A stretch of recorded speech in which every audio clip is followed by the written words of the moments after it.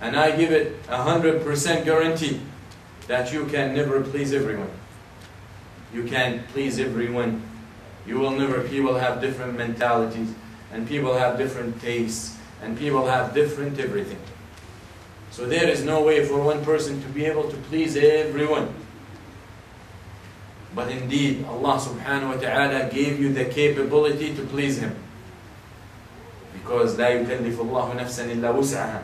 Allah doesn't ask anyone to bear more than he can handle, or more than she can handle.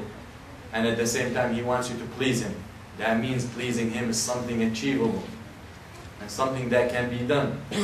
So try to please Him and follow the orders and the commands and the advice of the Prophet ﷺ. He who tries to please the people and anger Allah as a result, then Allah will be angry with him and will make all people angry with him.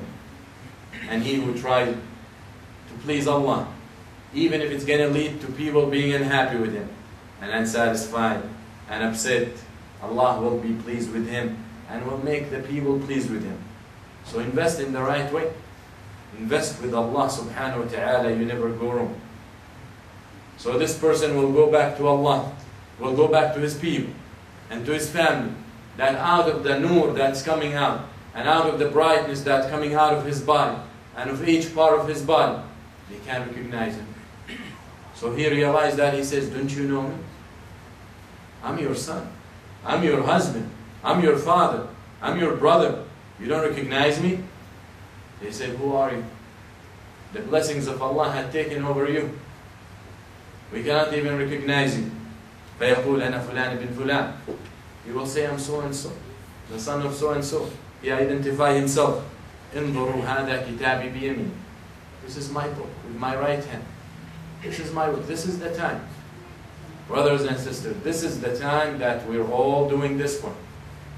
This is the time that you're living your whole life for this moment.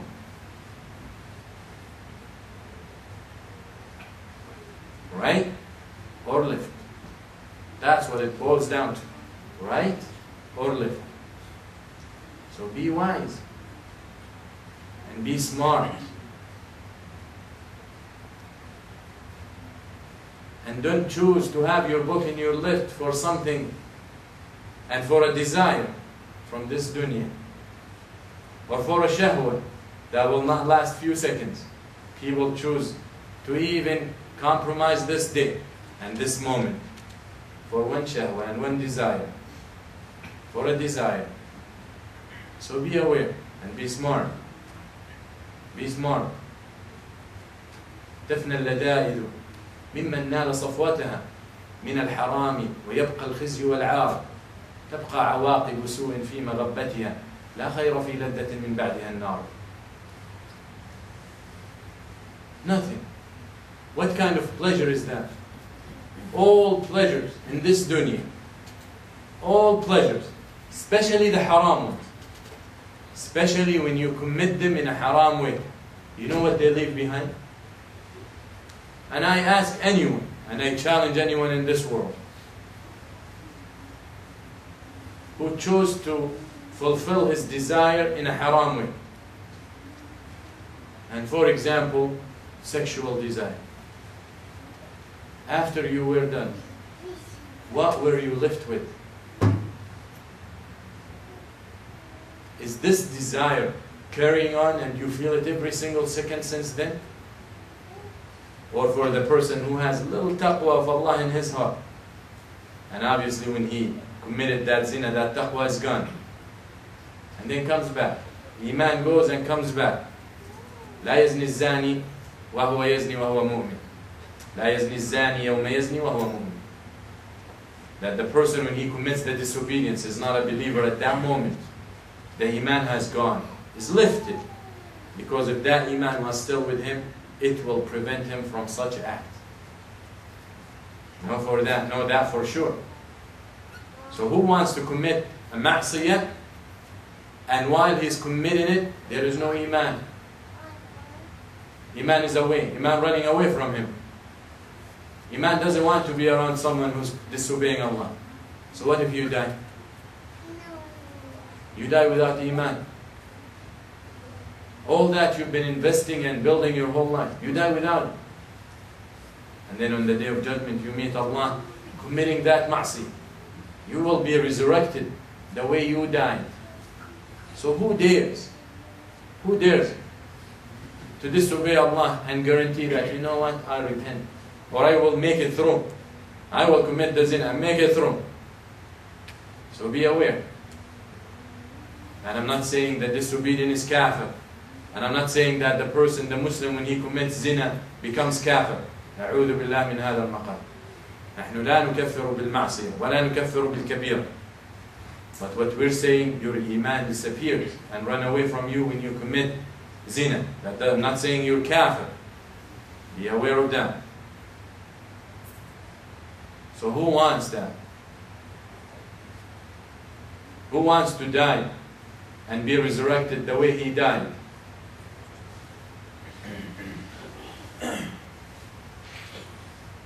So be careful. So who gives up this pleasure and these blessings on the day of judgment? This moment of the book moving from right to left for a few seconds of pleasure. And he who has little taqwa, as I was saying, after zina, you know all what he gets?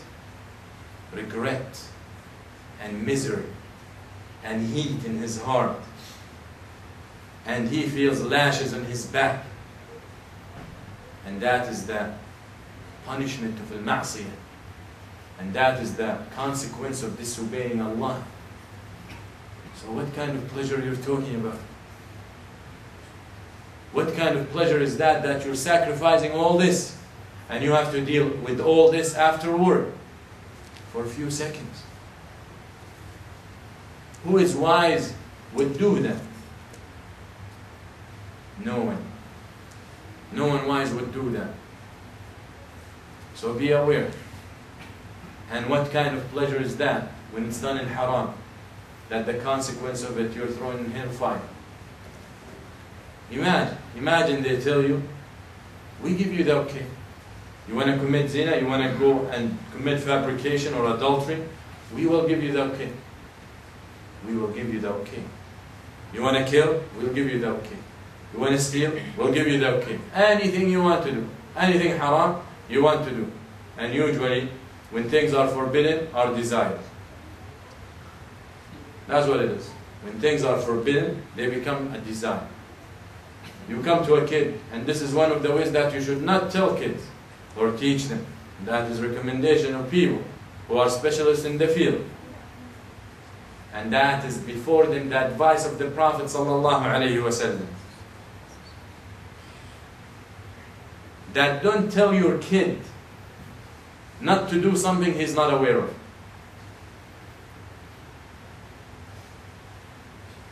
And the Prophet ﷺ said that.